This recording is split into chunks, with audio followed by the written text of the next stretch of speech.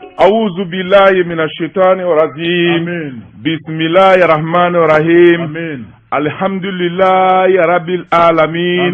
الرحمن الرحيم. مالك يوم الدين. إياك نعبد وإياك نستعين. إن الصراط المستقيم صراط الذين أنعمت عليهم غير المغضوب عليهم ولا الضالين آمين. Wajabati ni yanzigile kunafoni keneka fɛn min ye ala deli ani ala kosuma bi ye juma ye o de kan ka caya an karamɔgɔ n'o ye Elaji Daba Tunkara ye dankɔrɔba in a y'o de fɔ an ye.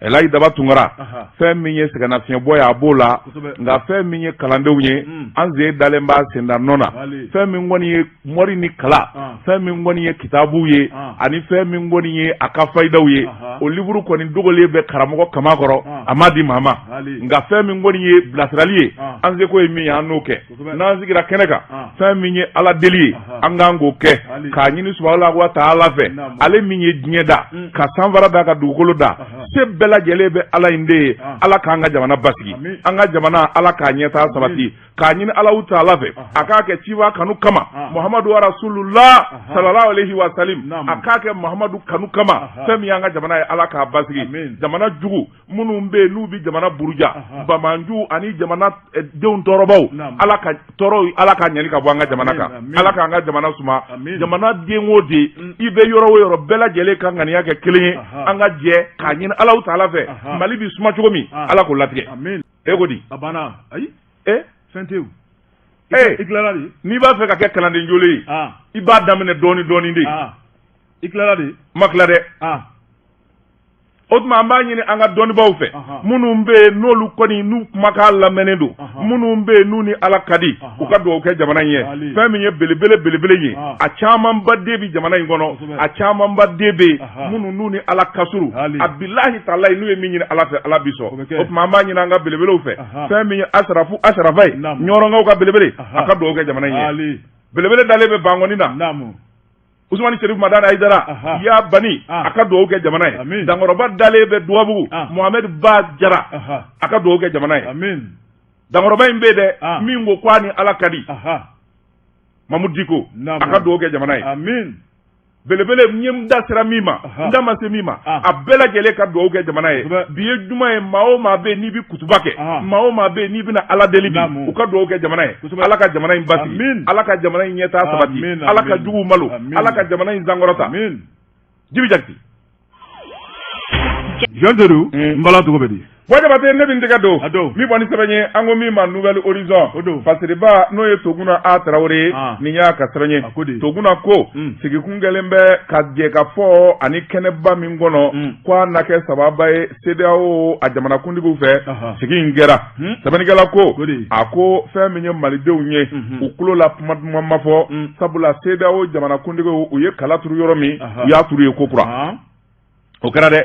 sɛbɛnnikɛla ko a ko n'i y'a ta k'a lajɛ fɛn min ye nin sigiba min n'a kɛra Ganakaw fɛ Akara fɛn min kɔni ye CEDEAO jamanakuntigiw ye u taara ɲɔgɔn ye jamanakuntigiw u kɔni ka ɲɔgɔn ye u kɛlen bɛ zanni kelen ye sabu fɛn min ye wo saba ye o bɛɛ Fort Ɲasinbe a ko n'i y'a ta k'a lajɛ o kɔfɛ fɛn min kɔni ye maa caman ye i b'a ye k'a fɔ jɔyɔrɔw la i b'a ye k'a fɔ pilasi kɛlen bɛ zanni kelen sabula cɛ saba b'u jɛ sɛbɛnnikɛla ko a ko sigi min n'a kɛra a bi tali kɛ Burkina kunkanko kuma Mali ani Laginɛ kunkanko kuma o de taara ni ka wɔgɔbɛ min b'a nafa o de Mali ta ye sɛbɛnnikɛla ko a ko fɛn min ye CEDEAO jamanakuntigiw ye u ye ɲɔgɔn ye bɛnkan minnu ani kɔrɔfɔ minnu tɛmɛn'u ni ɲɔgɔn cɛ ka tɛmɛ Mali kunkan u y'a bɛɛ lajɛlen ta ni k'a larawe sɛbɛnnikɛla ko a ko u y'a min fɔ o de ye k'a fɔ u bi jalaki bi fɛn min kɔni ye coup d'état min n'o kɛra Burkinabew fɛ yen ko Mali ka kɔlɔlɔ k'o de yɛlɛnna Burkina la wa fɛn min ye Burkina sɔrɔsiw ye k'u y'u ɲɛma da Mali ma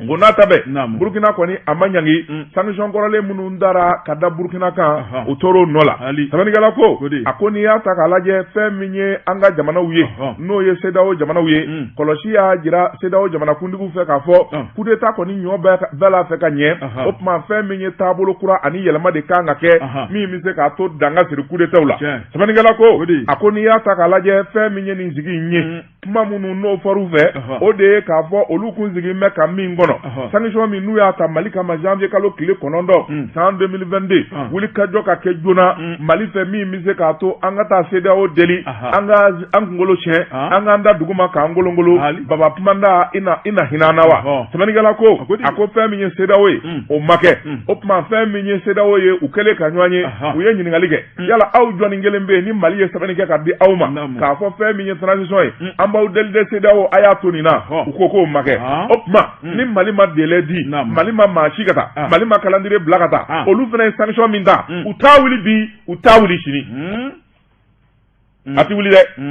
sɛbɛnnikɛla ko a ko n'i y'a ta k'a lajɛ fɛn min ye hakilila jiginna CEDEAO a jamana kuntigiw dimanche janvier kalo tile 9 san 2022 u ye sanction girimanbaw de ta Mali kama koyi Abuja Nigeria jamana kan u ye kuma minnu fɔ o de ye k'a fɔ fɛn min ye Mali ye frontière datugura sanfɛ ani duguma o dɔrɔn tɛ Mali ani CEDEAO jamanaw ni ɲɔgɔn cɛ fɛn min ye wariko ye n'o ye UEMOA ye o wari bi bila yɔrɔ min o ye BCEAO ye u y'o da sɔrɔ a ko nɛgɛ bila u kun o tɛmɛnen kɔfɛ ka bɔ yen u ko fɛn minnu ni fɛn minnu sen tɛ embargo o ye da dumunifɛnw ye pétrole fura ani covid minɛnw ani fɛn min ye kuran minɛnw ye ani taji minnu bɛna kɛ ka kuran baara k'olu sen tɛ embargo la n'o tɛ Mali ka wari o wari bɛ BCEAO kɔnɔ u ye da sɔrɔ a bɛɛ lajɛlen la o dɔrɔn tɛ banque wɛrɛw bɛ Mali sen bɛ banque minnu sigili la i n'a fɔ fɛn min ye BIDC BOAD Mali nin bɔra nin bɛɛ lajɛlen la sɛbɛnnikɛla ko wa sanction k'a kana maya la koyi u y'a signé yɔrɔ min u y'a sigi gaki o yɔrɔnin bɛɛ daw tugura sɛbɛnnikɛla ko an bɛ don min na ko bi fɛn min ye Mali jamana kuntigiw ye olu fana ko n'aw y'anw sanctionné anw fana b'aw sanctionné sɛbɛnnikɛla ko fɛn min ye Assimi Goïta ye a fana ye sanction ta CEDEAO aw ko balo ni fɛnw bi don a ka foyi kana don an fɛ yan an ye da sɔrɔ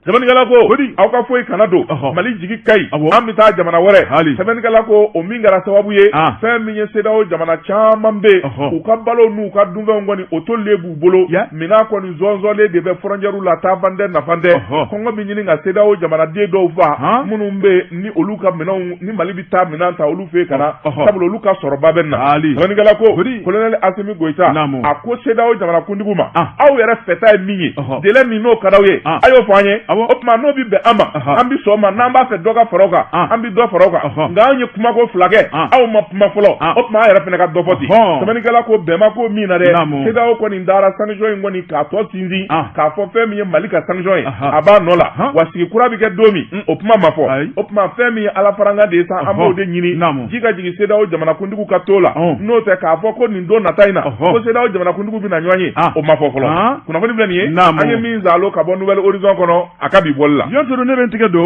le pays jamana fasiriba n'o ye Isa Jigiba a ko gɛlɛya mun taara ka Mali sɛgɛrɛ yɔntoro don Mali dɔrɔn tɛ ko bɛɛ lajɛlen bɛ i niyɔrɔ sɔrɔ nin ko in na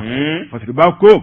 a ko min ye Mali ministre ye n'o ye Ablaye Diop ye Mali ni jamana wɛrɛ cɛw ko ɲɛnabɔli ma yɔntoro don a bɔra ni ka tigɛnɔbila kɛ min ye sariya kɛrɛnkɛrɛnnen k'o ta yɔntoro don min ye an ka jamana donni ko ye fasiriba ko a ko ka don Mali kɔnɔ i n'a fɔ kunun a ko o dabilala min ye an ka jamana ni maa min bɛ don sa k'i na visa ta dɛ fasiriba ko a ko Ablaye Diop ale ni an ka jamana ɲɛmaw yɔntoro u y'u sigi ni ka jateminɛ kɛ k'a yira k'a fɔ lawale la maaw tun bɛna nacogo bɛɛ lajɛlen n'an ka jamana in kɔnɔ basi t'u la nɛrɛ t'u la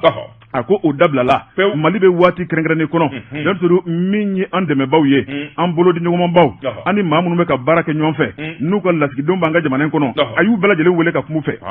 a ko maa ma n'o de kɔni bɛ don an ka jamana in kɔnɔ yɔntoro min kɔni yamaruya sɛbɛn i b'o ta n'o ye visa ye o tuma visa laɲini i b'o boloda Mali ka sɔn walima Mali ka ban o tuma o bɛ tali kɛ laɲini kɔnɔna la fasiriba ko maa minnu wulila n'o ye lasigidenw ye k'u ladɔnniya bɛɛ lajɛlen ye Mali ka sariya lamɛn u y'a yira k'a fɔ ni Mali ye sariya mun ta yɔntoro siga kɔni t'a la a wajibi a batoli ye wajibi olu bolo fasiriba ko min ye Ablaye Diop ye a ye hakilina mun ta waati tɛmɛn'o la min ye faransikɛw ka lasigiden ni k'o gɛn ka bɔ an ka jamana in kɔnɔ k'o ma dogo maa la dɛ fasiriba ko o tɛmɛnen ko ka bɔ yen min ye barikani ye yɔntoro ni ka kangari gɔlɛn dɔw ye u ka pankuru min ye munumunu salo boloda an ka jamana kɔnɔ min jango ɲɔgɔnna wɛrɛ kana kɛ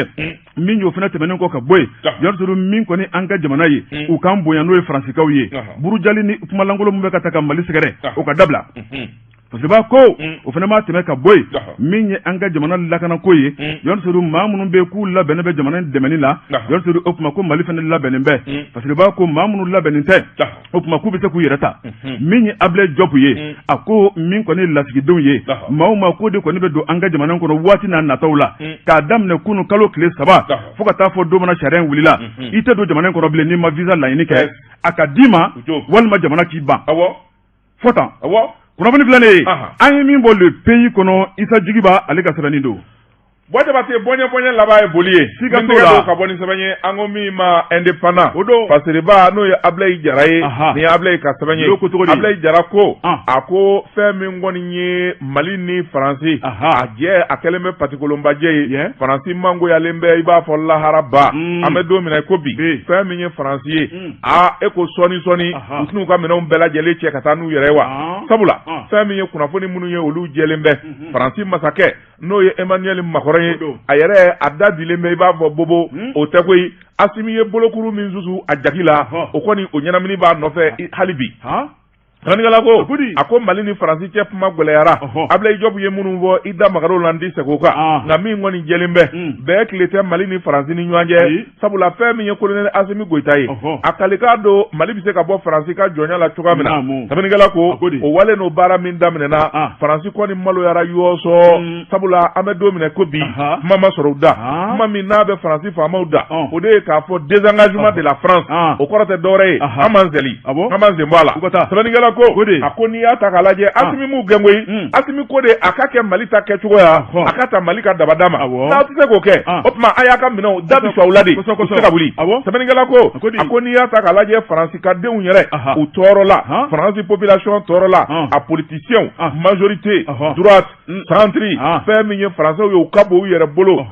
fɛn min kɔni y'u ka jama n'u ka yaada kama kelen karila wabaw colonel Asimi Goita fɛ sɛbɛnnikɛla ko o min kɛra fɛn min kɔni ye sigiw ye o daminɛna Faransi fɛ a n'a dɛmɛbaa minnu bɛ Europe jamanaw kan min bɛ se k'a to u bɛ taa cogo min ka bɔ Mali la k'a sɔrɔ u tɔ ma malo sabula an filɛ ta cogo min na n'an tora ta Asimi b'an malo dɛ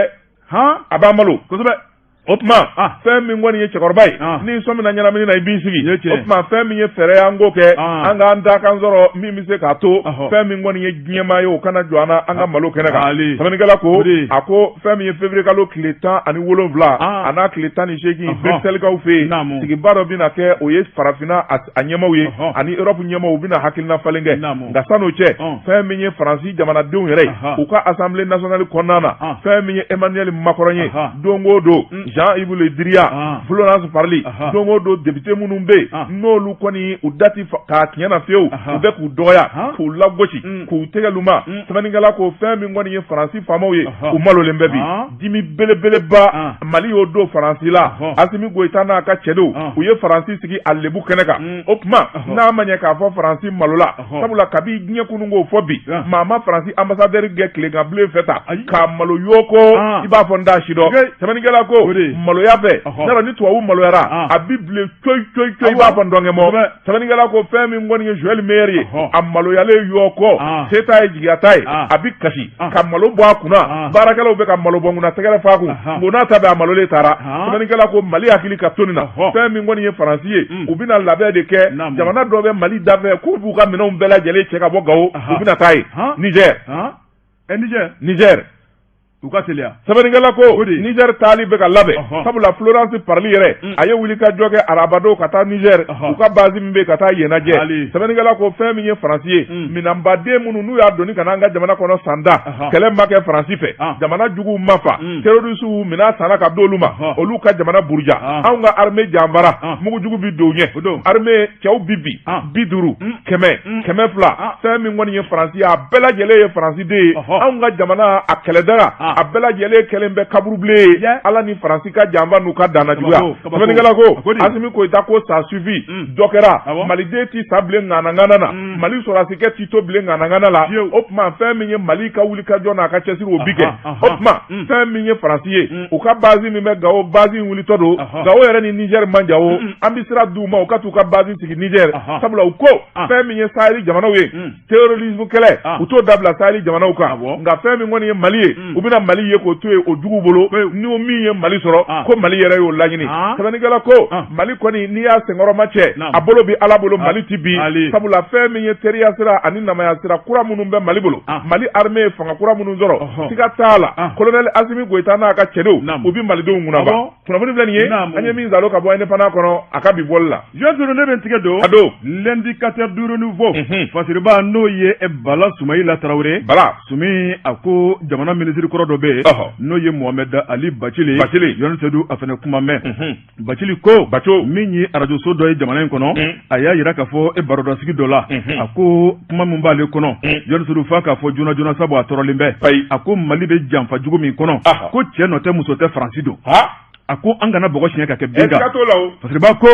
Mohamed Ali Bacili bɛɛ lajɛlen b'a a dɔn min ye a ka kuma gɛlɛn fɔ ye Bacili a y'a yira k'a fɔ ale kɔni labɛnnen bɛ fɛn o fɛn bɛ bɔ nin ko in na a labɛnnen bɛ n'a ye o tuma min b'a kɔnɔ a b'o fɔ a bɛ min don a b'o fɔ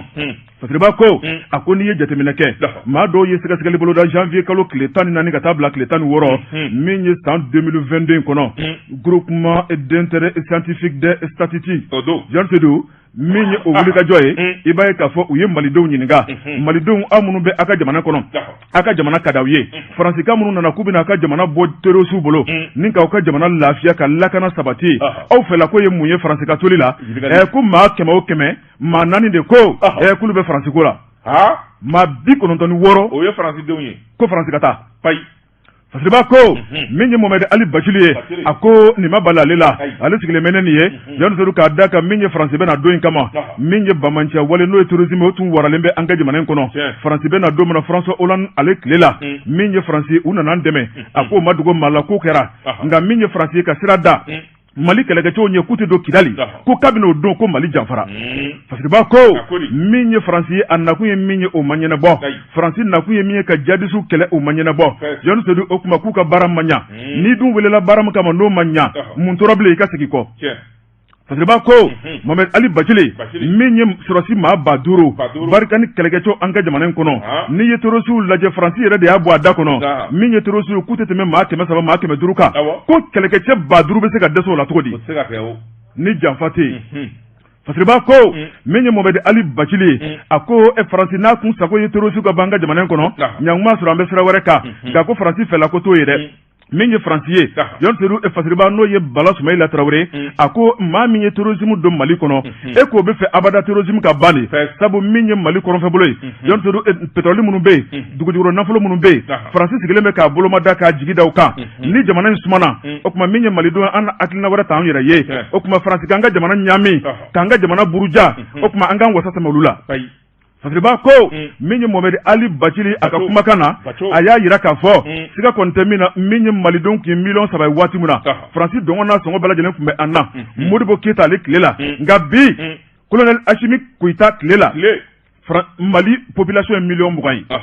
o kunu hakili ani bi hakili ko kelenw tɛ o kunu kalankɛbaw ni bi kalankɛbaw kelenw tɛ o kunu Mali ani bi Mali ko kelenw tɛ o kuma ko bi Mali k'an ye hakilina kura sɔrɔ Bacili ko min ye Faransi ye Mali bɛ se ka disi da la ni ka sebaya sɔrɔ sabu min ye k'an kɛ namugulasogo ye o kuma k'o banna min ye Mali ɲɛmaa minnu bɛ yen u bɛ ka hakilina minnu ta ka Faransi sɛgɛrɛ o kuma k'a b'a la bi f'a kan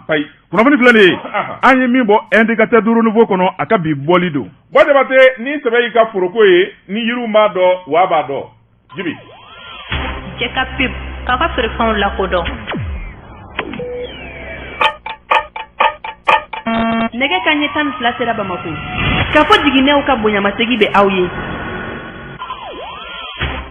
Jean Sédou n bala cogo bɛ di Jabate ne bɛ n tɛgɛ don min bɔ ni sɛbɛn ye an ko min ma le soir de Bamako fasiriba n'o ye Laya Jara ye nin y'a ka sɛbɛn ye ani El Hadji Mamadou Gaba u jɛra ka nin sɛbɛn kɛ a ko fɛn min ye Mali armée a bɛ ka yɛlɛ sanfɛ n'i y'a mɛn tubabukan na monter en puissance a ko fɛn min ye Mali armée ye a bɛna kɛ fitinɛ yeelen ye sabula fɛn min ye cɛ 2 ye o kunkolo foto bɛɛ Sergei Lavrov ani colonel Sadio Kamara fɛn min ye Russie ka coopération a fisayalen bɛ Mali ma sɛbɛnnikɛla ko a ko n'i y'a ta k'a lajɛ lajɛ fɛn min ye kuma min n'i bɔra k'a fɔ Faransi dɛsɛra Faransi n'a dɛmɛbaaw dɛsɛra Mali armée a ye wulikajɔ daminɛ jango anw ye sira kura min bɔ Mali ni Russie cɛ an bɛ don min na ko bi o kɔni o sira fisayalen bɛ Mali ma sɛbɛnnikɛla ko accord de défense coopération malienne min n'a kɛra Faransi ani Mali ni ɲɔgɔn cɛ a kun tɛ bilen a kan ka fara ka fili sabula fɛn min ye Mali ani Russie ye bɛnkan min bɛ yen n'i y'a mɛn tubabukan na axe air sol o de ye k'a fɔ fɛn min kɔni ye sankolo ni dugukolo cɛ fɛn bɛɛ lajɛlen kɔlɔsilen bɛ Mali armée fɛ bi k'o sababuya kɛ fɛn min ye Russiw ka technologie an'u ka satellite u y'a bila Mali ka bolo kan awɔ sɛbɛnnikɛla ko a ko n'i y'a ta k'a lajɛ fɛn min ye Faransi a ka ŋaniya juguya ani a kɛlen bɛ k'a bolo doni min k'a kɔnɔ fɛn min kɔni ye wale juguya ye k'o kɛ jamana na a dɛgɛ yɛrɛ a sisi bi bɔ Faransi yɛrɛ da sabula kɔlɔnjugu jiri bi kara a yɛrɛ kɔnɔ minisiri min bɛ n'a bi sɔrɔsiw ka koɲɛ kunna fɛn min ye colonel Sadio Kamara ale ye wulikajɔ ni baara minnu kɛ waati laban in na colonel Assimi Goïta ka yamaruya kɔnɔ a fisayara 2020 ka na bila 2021 na kow tun bɛ siga la nka 2021 ka don 2022 kɔnɔ fɛn min kɔni ye kɛnɛ y'a farala Mali ni Russie ni ɲɔgɔn cɛ k'a fara pan sabula fɛn min ye renseignement ye k'a di sɔrɔsiw ma fɛn min ye fɛn o fɛn n'o ye sɔrɔsi ye n'i ye mouvement kɛ Mali territoire kan Sadio sigilen ɲɛ b'i la ministre ɲɛ b'i la sɛbɛnnikɛla ko a ko fɛn min ye colonel Assimi Goïta ye a sigilen bɛ caméra la ko bɛ yen n'o ye ko ɲɛnama ye n'o bɛ kɛ Mali territoire kan a kɔlɔsilen b'a fɛ sabula fɛn min y'an ka sɔrɔdasiw ye u kɛlen bɛ k'u ka dagaw sigi cogoya min na k'u ka fɛɛrɛw sigi cogoya min na maa si tɛ se ka Mali territoire gan k'i ma ye maa si tɛ se k'a fɔ k'i bɛ kɛlɛ kɛ Mali territoire kan k'i ma ye o de y'a to fɛn min ye ministre ye a ko Faransi ma fɛn min ye a ka sɔrɔdasiw ye n'a ma ɲɛ k'a fɔ a bɛ baara kɛ n'a bɛ drone wuli Mali jamana kɔnɔ 36 heures à l'avance a ka yamaruya ɲini fɛ 36 heures o ye tile joli de ye a bɛ dɔɔnin bɔ dɛ 24 heures o tɛ tile kelen ya o kilancɛ ça va faire 36 heures tile kelen ni tila sɛbɛnnikɛla ko tile kelen ani tila a b'o de kɛ sani fɛn min ye yamaruya o ka d'a ma a bɛ demande ci minisiri ma ni minisiri ye yamaruya di o tuma a bɛ sɔrɔ ka drone pa n'o tɛ Faransi ka drone tɛ se ka pan Mali la avion kɛrɛfɛ tɛ wa fɛn min ye Faransi ka blindés ye a n'u ka mobili minnu bɛ patrouille kɛ a si tɛ se ka bɔ a nɔ na ni Mali ma yamaruya di sɛbɛnnikɛla ko Faransi kɔni a binna yɛrɛ de ka jan kɔnɔ u donnen bɛ gara de kɔnɔ sɛbɛnnikɛla ko a ko n'i y'a ta k'a lajɛ fɛn min ye Mali faama kuraw ye kow yɛlɛmana hali Mali sɔrɔdasiw fanfɛla na ntigintanga fɛn o fɛn bɛ yen n'o tun bɛ armée kɔnɔ u bɛ ka fu siri o da la dɔɔni dɔɔni sabula fɛn min ye dɔgɔkun furancɛ in na kunnafoni bɔra k'a bin général Gamu k'u y'a gwalon ka bɔ a nɔ la Gamu kelen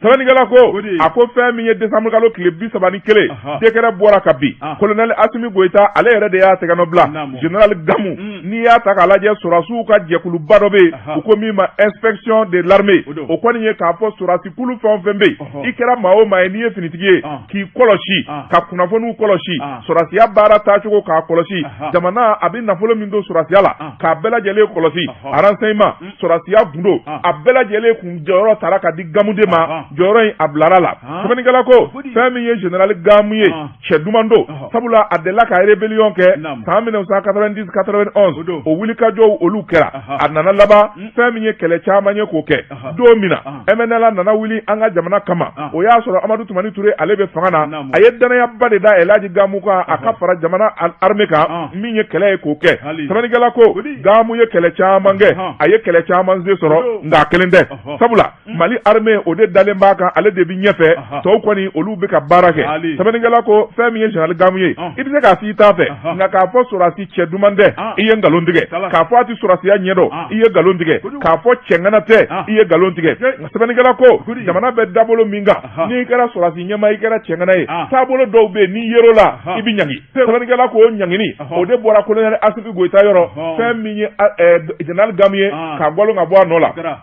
dɔw ko a ko fɛn min ye jɔyɔrɔ min n'a bilara la a bɛ san damadɔ bɔ yɛlɛmakuraw kan ka kɛ min bɛ se k'a to maa wɛrɛ kana sabula yɛlɛma o de bɛ ŋɔmi ya sabula ban'o ma o fankelen jara nka maa caman kɔni y'a jira kɛrɛfɛ k'a fɔ fɛn min ye général Gamu ye a ye filiba de kɛ waati laban in na fili min kɔni n'o ma bɛn colonel Assimi Goïta yɛrɛ ma fiyewu sabula bamanji minnu bɛ yen n'o ye Mali jugu ye minnu b'a fɛ Mali ka tila u ko min ma cadre stratégique permanent Gamu kɔni a faral'o maaw de kan olu dun bɛ Mali jugu la sabu Arawadi ko kɛlɛ olu b'o de la o tuma fɛn min ye colonel Assimi Goïta ye a ye ɲininkali minnu kɛ a n'a ye hakilina minnu ɲini kan jɔlen ma sɔrɔ a da o tuma n'a ma ɲɛ k'a fɔ siga donna gamu la an tɛ n'i bɔ sɔrɔsiya la nka Mali armée a gundo min b'i bolo i b'a jɔyɔrɔ min na ni Mali armée gundo bɛ yen n'a kuma bɛɛ lajɛlen b'i fɔ ye a gundo bɛɛ lajɛlen b'i fɔ ye i se min b'o la o tɛ dɔwɛrɛ ye jɔyɔrɔ min bɛ yen n'o ye inspecteur général des services de l'armée a wulila ka bɔ yen maa wɛrɛ bilara a nɔ la colonel Assimi Goïta fɛ sɛbɛnnikɛla ko nin b'a yira k'a fɔ fɛn min ye Maliko ye n'a wulila maa si den kelen t'i to yen i kana fiɲɛ don Maliko la maa si tɛ Mali sanjɛ Assimi tɛ Mali ni sanjɛ Sadio tɛ Mali ni sanjɛ Gamu t'a ni sanjɛ Maliki Jaw t'a ni sanjɛ Modibo Kone kɛrɛfɛ tɛ sɛbɛnnikɛla ko an bɛ don min na ko bi fiɲɛ kura cira Mali kɔnɔ sabula nin colonel denmisɛnnin ninnu a b'i kɔnɔ k'u bi sira fɛn o fɛn ye u ja jɔlen b'o ɲɛ ko o ko bɛ yen n'o bɛ se ka Mali bɔ nɔgɔ la u bɛ k'o de kɛ kunnafoni filɛ nin ye an ye min zalo ka bɔ le soir de Bamako kɔnɔ a ka bi bɔli la an ta o laban ye boli ye siga t'a la l'indépendant parce que n'o ye Dawuda Sangare Dawuda a ko an ka taa URD kɔnɔ Jɔn Seydou min ye URD ye parti kelen ɲɛma fila a ko a dɔ bɛ dɔ la dɔ ta ye nkalon ye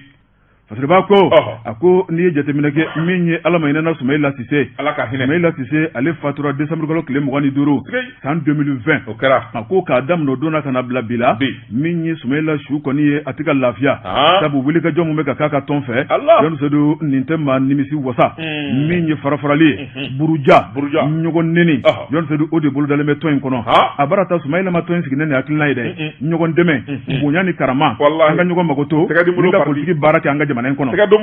o don dɛ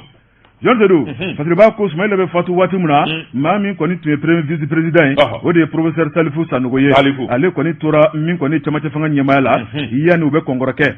o de sen fɛ Jɔn Seydou maa dɔw kɔni wulila ni k'a yira k'a fɔ ko waati dɔ kuma sera o tuma an k'a lajɛ sa an ka congrès dɔ kɛ ni tɔw y'u ban an k'an ta boloda olu y'u ta boloda Jɔn Seydou o de kɛra kalo tɛmɛnen n'o ye janvier kalo tile 16 o tuma maa min taara k'a kɛ olu ka ɲɛmaa ye o de ye parti yɛrɛ 14e vice président Gwaɲɔ Kulubali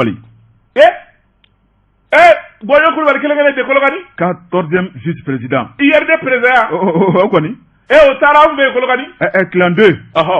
il y a clan 1 il y a clan 2 jɔn ye clan 1 professeur Salifou kɛ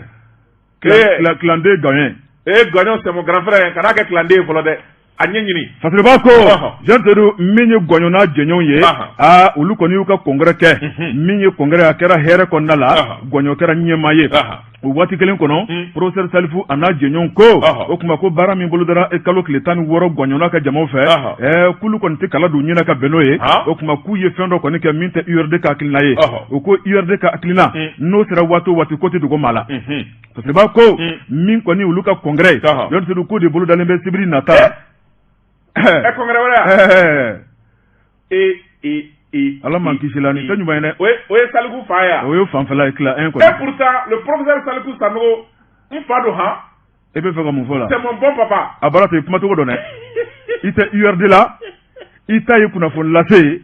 min sɛbɛnnen b'i ɲɛkɔrɔ fɔ dɔrɔn c'est mon bon ami c'est mon bon papa i k'i senbɔ nin ko in na Gwaɲɔ c'est mon bon grand frère i k'i senbɔ nin ko in na misitigiw yɛrɛ dama ka kɛlɛ don Jɔn Seydou min ye clan professeur Salifou Sanogo ye olu ka fanfɛla ko min kɔni ye réunion extraordinaire dɔ bolodalen bolo fɛ min ye bureau politique national fɛ Jɔn Seydou ko bɛna boloda sibiri don n'o ye sinikɛnɛ ye o tuma k'ulu ka ɲɛmaaw bɛna ɲɔgɔn ye min kɔni ye crèche ye Badalabugu kulu sanfɛ Jɔn Seydou k'u bɛn'u da don u ka tɔn kɔ kuma na min kɔni y'u ka jamana ɲɛmaa kalafiliko ye maa min kan ka kɛ URD ka cɛbɔ ye maa min kan ka kɛ président kura ye min ye Soumaïla Cissé ale fatulen kɔfɛ k'u n'u da don bɛɛ la parce que b'a ko n'i y'a lajɛ min kɔni o kuma ye o tun bɛ maa min bolo ni k'o fɔ k'o nugu o de honorable Dawuda Musa Kone ale c'était vice président ye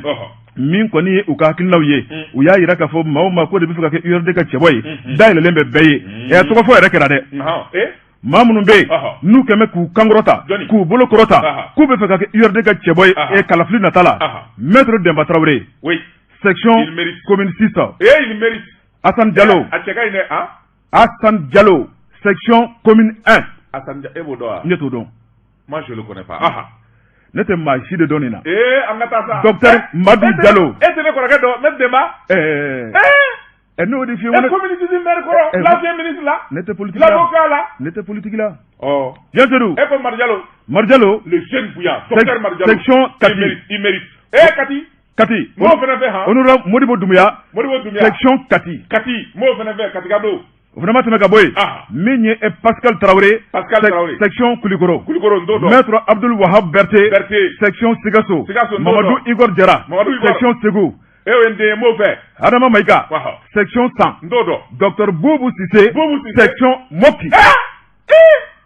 Ninnu bɛɛ de ko k'u bɛ fɛ ka kɛ URD ka candidat ye. U filɛ nin ye dɛ. La hawla wala quwwata. A ɲamina sa koyi. Jean Zedou. Ne ka maa min bɛ candidat la. A bɛ maa 5 bɔ. A bara ta n y'a fɛ k'i tɔgɔ dɔn politique la koyi. N sen tɛ politique la, n da t'a la. I tɔgɔ dɔn dɛ. I tɔgɔ dɔn. Ne ka maa 5. A ɲamina. Bamanan ɲuman na i tora la sa o. N k'i tora la. N ko ne bɛ sigi k'u lajɛ. O da ka di la dɛ, o da ka di la. Jean Zedou. Parce que b'a ko a ko siga kɔni tɛ min na ni maa minnu tɔgɔ fɔlen filɛ u kan k'u labɛn yanni URD a bɛna wolomali kɛ ni k'a sɛgɛsɛgɛ k'a lajɛ tɔn yɛrɛ bɛna bɛn maa min kan Jean Zedou o tuma k'u bɛna bɛn de kɛ sigi kɔnɔna la ni k'o tigi sugandi k'a kɛ ni bɛn ni kelenya ye a kana kɛ ni wo ye a kana kɛ ni kɛlɛ ye min ye professeur Salifu Sanogo ye a ko siga kɔni tɛ min na olu ka tɔn Sumayila fatulen kɔfɛ ko tɔn in tɛ farafara tɔn in o tuma k'a gili donnen bɛɛ o tuma tɔn in hakilina mun b'a la politique baara la an ka jamana in kɔnɔ o tuma ko ani farafarali man kan min kɔni Sumayila ale ka sokɔnɔmaw ye Jean Zedou fasiriba y'a jira k'a fɔ siga kɔni tɛ min na olu ka hakilina bɛ professeur Salifu Sanogo ka fanfɛla la famille Sumayila Cissé fasiriba ko madame Cissé Assane Traoré famille bɛ bɛɛ fɛ parti kɔnɔ koyi la famille avec tout le monde oui je t'informe. D'accord.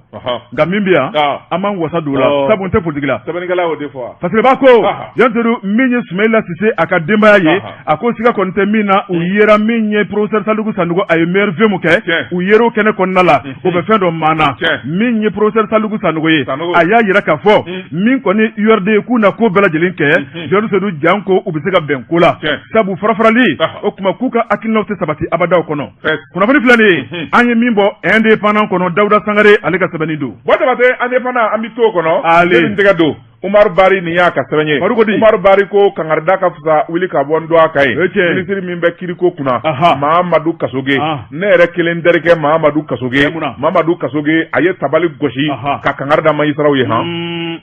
I k'u terikɛ wa? Oui, c'est mon ami. O daminɛna tuma jumɛn? A mɛnna.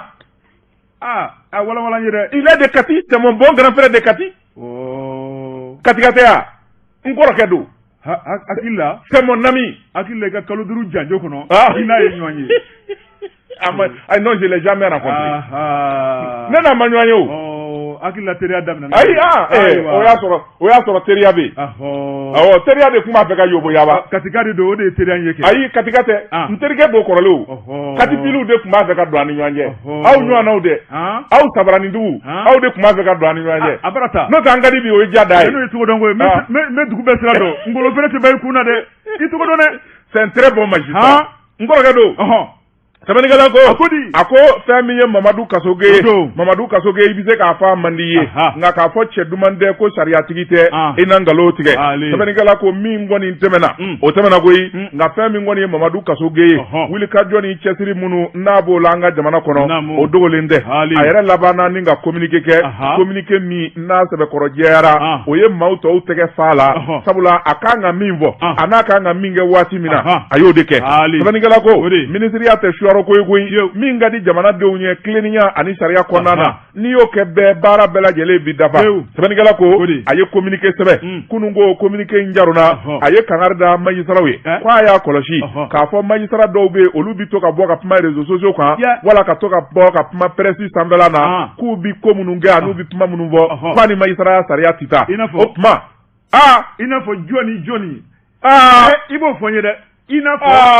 tɔgɔma sɛbɛn yan dɛ e yɛrɛ ko sisan ko n ka to sɛbɛn kɔ il n'y a pas de nom ici o tuma mais tu veux me créer des problèmes encore a fɔ n ye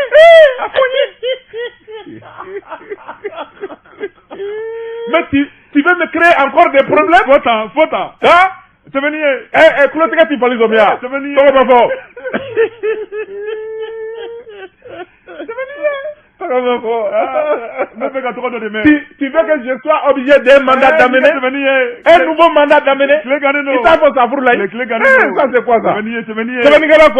Akoniya ta kalaje. Fɛn min ye ministre ye a y'o kangari da o tuma ale bi min laɲini o de ye k'a fɔ magistrat olu man kan tɛ ka fili sabula jamana kunfilenna ani jamana bonya n'a karama b'olu de bolo n'u ye fiɲɛ kɛ n'u tora ka bɔ ka kuma réseaux sociaux kan cogo min ka d'u ye a laban hali n'a u ma lawula kama fiɲɛ dɔ bɛna y'u ka kuma na min bi kiiri lagosi min bi kiiri kɛso yɛrɛ lagosi a bi magistrat bɛɛ lagosi.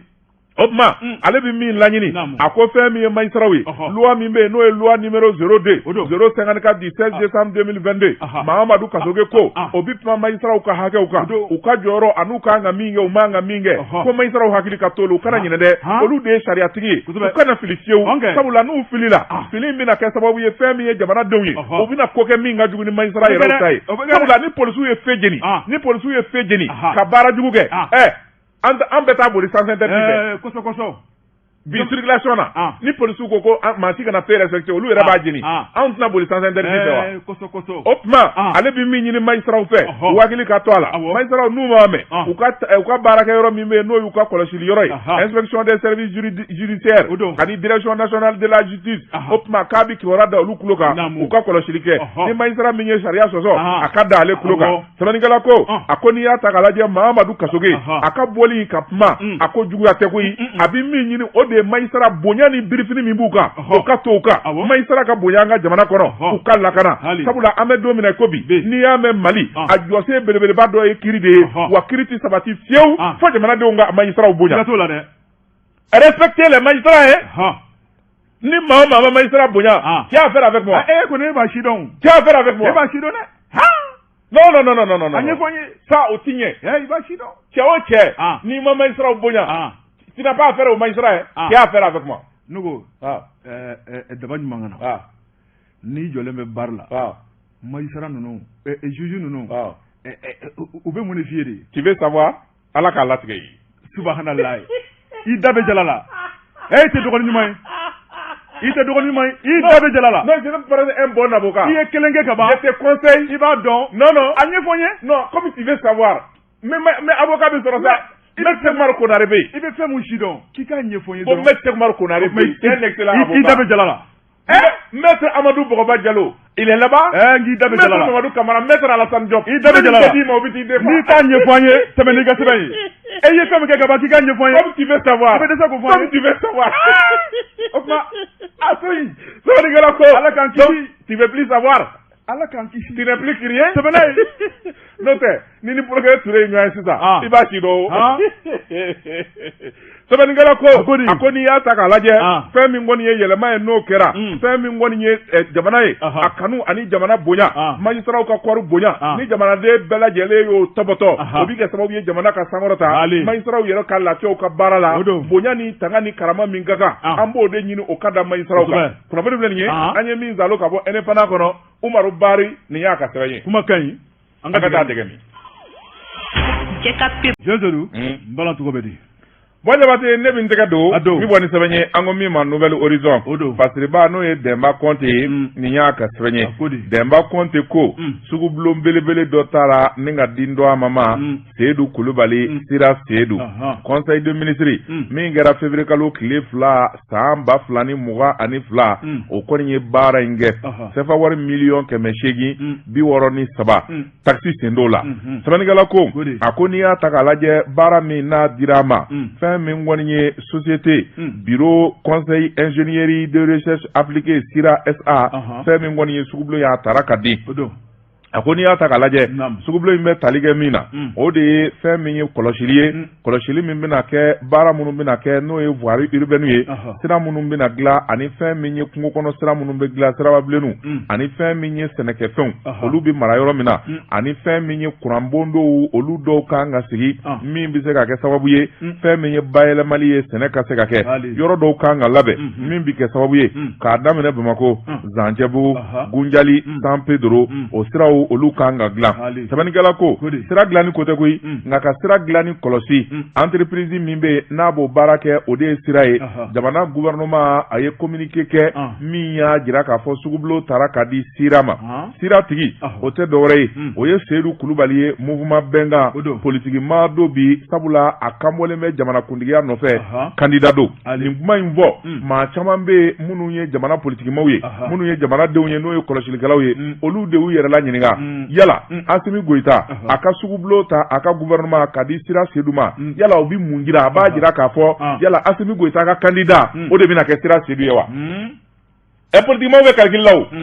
sɛbɛnnikɛla ko o ɲininkali bɛɛ nka fɛn min kɔni jɛlen bɛ fɛn min ye sira ye cakɛda do min n'a bi deli ka nin baaraw kɛ kɔrɔlen wa sugubilo min n'a kɛra a bi deli ka nin sugubilo ɲɔgɔnna ta a bi sugubilo kɛ minnu ka bon ni nin ye nka maa caman de b'i yɛrɛ la ɲininka zeni da min dilen filɛ ma nin ye mun b'a jukɔrɔ a bi mun banna sabula maa caman y'a jira k'a fɔ fangakɔrɔ n'o ye Ibrahim Boubacar Keita tile a ye fɛn caman sɔrɔ la n'o ye baara caman kɛ fɔ dɔw yɛrɛ kɔni ye dondogoma kuma fɔ k'a fɔ fɛn min kɔni ye bɛnkan dɔ ye o b'a ni Karimu Keita cɛ n'o ye président denkɛ ye wala o b'a ni IBK somaw ni ɲɔgɔn cɛ sɛbɛnnikɛla ko a bɛɛ lajɛlen ye kɛrɛfɛ kumaw de ye nka min kɔni sɛbɛkɔrɔ jɛlen bɛ nin sugubilo in kɔni dalen bɛ ni ka d'a ma wa u ko min ma consultation restreinte o de ye ka maa damadɔ lajɛ minnu bɛ se ka baara in kɛ aw ka na u ka sɔngɔ fɔ ni min sera a la o k'a ta sɛbɛnnikɛla ko sira Seydou a bi baara in dɔn kosɛbɛ a danaya b'a la nka min kɔni bɛna kɛ gɛlɛya ye ko in na o ye politique baara min n'a y'o daminɛ jamana faamaw n'u m'u cogo dɔn a laban jamanadenw b'a miiri k'a fɔ o tuma u b'a fɛ ka fiɲɛbɔ da de d'ale ma wala ale bɛna k'u ka candidat ye o dun o bɛna ni gɛlɛya caman ye kunnafoni filɛ nin ye an ye min salo ka bɔ Nouvelle Horizon kɔnɔ a ka bi bɔli la jɔn an ka tigɛ don histoire de Bamako fasiriba n'o ye Umar Ongoyiba baro kolontigi a ko hali bi Ibrahima Touré min ye kunnafonidila Ibrahima Touré ka saya jɔn hali bi an ka maana saya yɛrɛ tununi wa saya sɛbɛn lajɛ ka ɲɛ dɛ disparition ou bien mort Birama est mort après avoir été torturé ne ka sɛbɛnni t'o ye dɛ o ye saya ye Jean fasiriba ko a ko jɛrɛjɛkulu dɔ bɛ yen n'o ye Reporters sans frontières ye olu ye sɛgɛsɛgɛli dɔ kɛ sɛgɛsɛgɛli min kɛra Birama kan Jean a jaabi u y'a bɔ kunun kankala u y'a yira k'a fɔ u ye maa caman ɲininka maa minnu b'u kale ni ka tigɛ a kan min kɛra Birama la u bɛ se ka min don a ko la u y'o da diɲɛ maa tulo kan u ko an bɛ don min na ko bi Birama kɔni a tɛ diɲɛ na fasiriba ko a ko min ye Birama Touré ye a dangane mana k'a sara min sɛbɛn ne b'a ɲɛkɔrɔ an b'o de kalan dɛ fasiriba ko a balana de Jean min ye Umaru baro kolontigi Umar Ongoyiba a y'a yira k'a fɔ nin sɛgɛsɛgɛli min kɛra a ko tarafa ni tori tigɛ don Jean maa minnu ɲininkara min ye sɛgɛsɛgɛli kɔnɔna la u bɛ dɔ dɔn a ko la Jean u y'a yira k'a fɔ k'u b'u kale min ye san 2016 Birama Touré min ye journaliste ale sɛbɛnnikɛla don Jean o kuma k'u y'a minɛ u y'a minɛ maa minnu y'a minɛ finitigilakaw don Jean k'a taara yɔrɔ min na ko nkalon tɛ min na o de ye min kɔni ye sécurité sécurité d'État a don in kama maa min ye o ɲɛmaaba ye journaliste Musa Jawara fasiriba ko a ko siga kɔni tɛ min na ko Birama taara sécurité d'État la Jean k'a talen u y'a ɲininka ni ka sɛgɛsɛgɛ kosɛbɛ ni ka ba dɛbɛ cili d'a kan don o don min ɲininkali o bɛ ta ka Birama sɛgɛrɛ fasiriba ko maa dɔw kɔni y'a yira k'a fɔ k'ale b'i kala kan min ye chambre 7 ye ko Birama donn'o kɔnɔ fasiriba ko a ko min kɔni Birama ye don dɔw y'a labɔ ni ka Birama ba dɛbɛ ci fo ka nkalon b'a da a ko o don in kama min ye basi kɛnɛ kɔni bɛ Birama fan bɛɛ lajɛlen kɔnɔ maa minnu y'a ye ni ka seereya ko kan a k'u tilali Birama cili la u y'a ta tuguni ni ka taa bila a ka kasobon kɔnɔna la a ko o don de ko Birama ye diɲɛ to cili min kɛra la k'o ma kɔ a la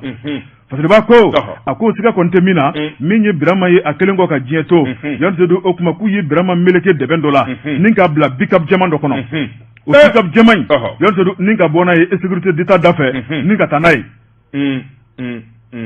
Umar Ongoyiba ka sɛbɛnni don dɛ e ka sɛbɛnni tɛ ne ka sɛbɛnni tɛ n tulo ma jɔlen don u taara n'a ye min u taara ni Birama ye a na kɛ n'u taara n'a ye suturali yɔrɔ la Jean u taara n'a ye yɔrɔ kelen min na o ma sɛbɛn parce que b'a ko a ko siga kɔni tɛ min na Birama ye ba dɛbɛ cili min kɛra la don min na jamanakuntigi kɔrɔ denkɛ n'o ye Kacho ye Karimu Keita k'o tun bɛ yen ko seereya kɔnɔna la u y'a ci don min na n'a ma bɔ o cili yɛrɛ jogini da la dɛ k'o don ko Kacho tun bɛ yen sécurité d'État la fasiriba ko a ko siga kɔni tɛ min na maa minnu ɲiningara u ko k'olu tɔgɔ to dibila a dɔw fatura dɔw bɛ diɲɛ kɔnɔ yanni sodu min ye Reporters sans frontières maaw ko o tuma ko ɲininkali mun sɛgɛsɛgɛli mun kɛra nin ko in na k'a bɛɛ ye tiɲɛ lakikaw ye minnu b'a ko ɲɛdɔn a kɛra minnu ɲɛna tiɲɛ tɛ min kɔfɛ k'olu y'o de sɛgɛsɛgɛli kɛ k'o jaabi di jamanadenw ma fasiriba ko min ye Mali justice ye n'o ye Mali kiiritigɛlaw ye o tuma ko wele de bɛ bila olu ma hali bi min ye Burama ko ye u k'a sɛgɛsɛgɛliw kɛ maa minnu nɔ bɛ Burama tununi ko la u ka se k'o tiɲɛ don nkalon bange k'o da jamanadenw tulo kan ko n'o tɛ Burama Ture k'a ye diɲɛ to kabini 2016 an bɛ 2022 la maa min fara san wɔɔrɔ oui ça va 6 ans dɔ kɛra sa dɛ kunnafonidila bɛɛ y'i seko kɛ Burama ko la don o don bɛɛ bɛ ka kuma a ye Burama ɲini k'a d'a ma a ne ni man kan a y'a ɲini a diya ɲɛ de nin a y'a ɲini n'a ko bɛ tan a filɛ dɛ Ala ka hinɛ yarabi Umaru Ongoyiba nin y'ale ka sɛbɛnni ye an ye min bɔ Soir de Bamako kɔnɔ a ka bi bɔli don Badabade ne bɛ n tɛgɛ don bɔ ni sɛbɛn ye an ko min ma aujourd'hui fasiriba n'o ye Usmane Karimu Kulubali ye nin y'a ka sɛbɛn ye Yusu Godi ayi El Hadji Abe Aidara nin y'a ka sɛbɛn ye El Hadji Abe Aidara ko a ko an ka taa INPS la INPS a ɲɛmaa kura o de ye Usmane Karimu Kulubali ye Usmane Karimu Kulubali cɛ ŋana don maa min bɛ n'a bilara yɔrɔ in na a bɛ baara in ɲɛdɔn wa a nalen fɛn min ye INPS ye k'a y'a furali daminɛ muso dɔ bɛ yen muso ŋana don sabula fɛn min ye muso in ye i ti miiri diɲɛ kojugu fɛn o fɛn na ani diɲɛ namara a n'a karata kurutukurutu ko fɛn o fɛn na n'a to a to la ka to a de Madame Golfa Fatumata Traoré jɔyɔrɔ min n'a tun b'o la o ye conseillère min bilalen bɛ directeur général kɛrɛfɛ a ka baara ɲɛsinnen bɛ min ma o ye maaw bilali jɔyɔrɔ la ressources humaines ani agence comptable nin bɛɛ de tun b'a kelen bolo sɛbɛnnikɛla ko directeur kura nalen a ye note de service bɔ k'a gulo février kalo tile 2 o ye kunna siniko ye kuma min n'a fɔra o de ye k'a fɔ Jɛnɛba a wulila ka bɔ a nɔ la ka b'a fɔra Jɛnɛba wulila a i b'a fɔ ji bɔnna Jɛnɛba kan nka baarakɛlaw ani fɛn min ye baarakɛ yɔrɔw ye service bɛ yɔrɔ yɔrɔ INPS la aw bɛɛ tɛgɛrɛ fɔ sabula fɛn min ye muso in ye do jɔyɔrɔ min tun b'a la fɛn min ye muso bangana don ŋanama a da bɛ fɛn bɛɛ lajɛlen la ko bɛ b'a kelen bolo ni Jɛnɛba ko ku e ko bananku e bɛ taa kɛnɛma walima a bɛ sina ka i ka carrière a bɛ sin ka carrière kase a bɛ se k'i mite k'e bɔ gardien la k'i kɛ chef d'agence ye wala k'i bɔ chef d'agence la k'i kɛ plan dɔ ye Fatumata b'o kɛ jɛnɛ de don Fatumata Madame Golfa Fatumata Traoré plein pouvoir conseillère plein pouvoir INPS sɛbɛnnikɛla ko a ko fɛn min ye kunnafoni ye a caruna dɔɔni tellement que maaw bɛ siran Jɛnɛba ye a ma se ka f'a ye koyi n'a bɛ nalen mɔgɔw b'a fɔ fɛn bɛɛ b'i da don bara kɔnɔ sɛbɛnnikɛla ko sabula Jɛnɛba kɔni directeur fɛn o fɛn tɛmɛna Jɛnɛba kɔni a y'a bolo meleke a bɛɛ lajɛlen ngɔnɔ na k'u kunkolo minɛ k'u kunkolo don a kama kɔrɔ conseillère spéciale Jɛnɛba wa Fatumata Jɛnɛba in ka di da kɔnɔ dɛ n da de fili la koyi Fatumata don Madame Golfa Fatumata Traoré Fatim sɛbɛnnikɛla ko a ko fɛn min ye Fatumata Traoré a y'a bɛɛ lajɛlen minɛ k'u kunkolo don a kama kɔrɔ sɛbɛnnikɛla ko fɛn min kɔni y'a sago ye a y'o kɛ a ko n'i y'a ta k'a lajɛ wa o dɔrɔn tɛ koyi marché o marché bi kɛ fɛn min kɔni ye Fatumata Traoré a da b'a bɛɛ lajɛlen la a wuli ka jɔ n'a cɛsiri a ka di maa min ka d'a ye a bɛ don o de ma maa min man d'a ye a bɛ bɔn so ma fɛn min ye laban in na dɔ tun bɛ da la ye o kun tɛ dɔ wɛrɛ la bazɛn feere kɔ fɛn min kɔni ye vaccine fila o tun b'o feere a don dɔ a y'o wele ka na e bɛ mun na yan vaccine dɔ di yan sɛbɛnnikɛla ko o kɔni nana ka na teriya sira t'a fɛ o yɔrɔnin bɛɛ a sina ka sugubulo marché dɔ dilan ka d'o ma ten kalo 500 000 k'o kana to ka na te ni sukaro di baarakɛyɔrɔ la te ni sukaro $1,000,000 kalo san kɔnɔ 60 millions ka sin k'o contrat signé ka d'o ma INPS la nin Fatumata Traoré in bɛ ko kunna in koyi la hawla bɛɛ ko Madame Golfa an fa sɛbɛnnikɛla ko madamu Golfa Fatumata Tarawele musoba ŋana a ko n'i y'a ta k'a lajɛ fɛn min ye o n'a ɲɔgɔnna camanba den de bɛ yen sɛbɛnnikɛla ko maa caman yɛrɛ b'i yɛrɛ la ɲininka yala fɛn min ye madamu Golfa Fatumata Tarawele ye a bolo dalen bɛ mun kan a jigi dalen bɛ mun kan sɛbɛnnikɛla ko maa caman b'o ɲininkali kɛ nka min kɔni jɛlen bɛ directeur kura min nalen bɛ n'o ye Usumani Karimu Kulubali ye o labɛnnen nalen don sabula cɛ labɛnnen cɛ lasɔnnen o bɛ fara cɛ labɛnnenw kan ale nalen taabolo jugu fɛn fɛn bɛ yen a bɛɛ k'a bɛɛ lajɛlen fu sira a dan na kelen kelen yala waati laban in na a kɛlen ka fɛn min ye gɛrɛndɛ ye k'o daminɛ dɔw kun ko k'u b'a to a tiɲɛ journalu la u kun ye kuma kunda caman fɔli daminɛ a ma ko a tɛ baara in dɔn dɛ a donn'a bɔ se a bɛɛ nkalon maa min bilara nin baara in na a b'a la san ba yirika sɛbɛnnikɛla ko a bɛ fɛn caman dɔn a la i ye san 10 kɔ sɔrɔ fɛn o fɛn na i b'o dɔn sɛbɛnnikɛla ko a ko n'i y'a ta k'a lajɛ fɛn min ye Usumani Karimu Kulubali ye a bilara jɔyɔrɔ min na a b'a ɲɛdɔn waati laban in na minisiri yɛrɛ n'o ye kɛnɛya minisiri ye madamu Jaminatu Sangare ale yɛrɛ taara ka réunion kɛ réunion kɔfɛ baara bɛ ka kɛ cogo min na gɛlɛya min bɛ INPS kɔnɔ o ɲɛfɔra ye o ɲɛfɔla ye a ye ordre di directeur ma baara o baara kan ka kɛ pour que INPS ka lajɛ ya carte blanche n ye yamaruya d'i ma wa minisiri kɛ ka kɔdo o yɔrɔnin bɛɛ a ye madamu Golfa Fatumata Tarawele a y'a ka note de service gulon k'a rétrogradé ka segin n'a ye kɔfɛ min dɔnniya t'a la jɔyɔrɔ min t'a la a kun bilalen bolo o y'a la segin kɔfɛ ka bɔ u y'a bila min u ma taa bila bureau jalanin dɔ kɔnɔ yan o ye ka bɔ sɛbɛ sanfɛ ka jigin kɔlɔn kɔnɔ sisan a ti foyi ɲɛnabɔ bilen jɔyɔrɔ foyi t'a bolo bilen a ye ŋanamu ni kurutu fɛn o fɛn kɛ a da ye kɔrɔlenw ye kura wɛrɛ ti sɔrɔ a fɛ bilen kunnafoni filɛ nin ye an ye min zalo ka bɔ aujourd'hui kɔnɔ Alu Badara Haidara ale de y'a sɛbɛn a bɛ an b'a fɔ ani sɛbɛnnikɛlaw bɛɛ lajɛlen Jɔn Seydou an bɛ bi ta bila yan waati ale tɛnkunna an bɛ taa juma la Jabate waati tɛnkunna juma na ta heure sera o tuma fɛn min ye bi ta an b'a bila yan ayiwa yana man ko don maaw kana ɲinɛ dɛ cɛya fura duman kɔrɔbɔbali a bɛ gardien bolo yan dɛ kɔrɔbɔbali cɛya fura duman kɔrɔbɔbali a kelen n'i y'a sɔrɔ dɔrɔn i lafiyara a bɛ gardien bolo bi ta an b'a bila yan Bibi Jakite Buwa Jabate journaliste Seydou wa salam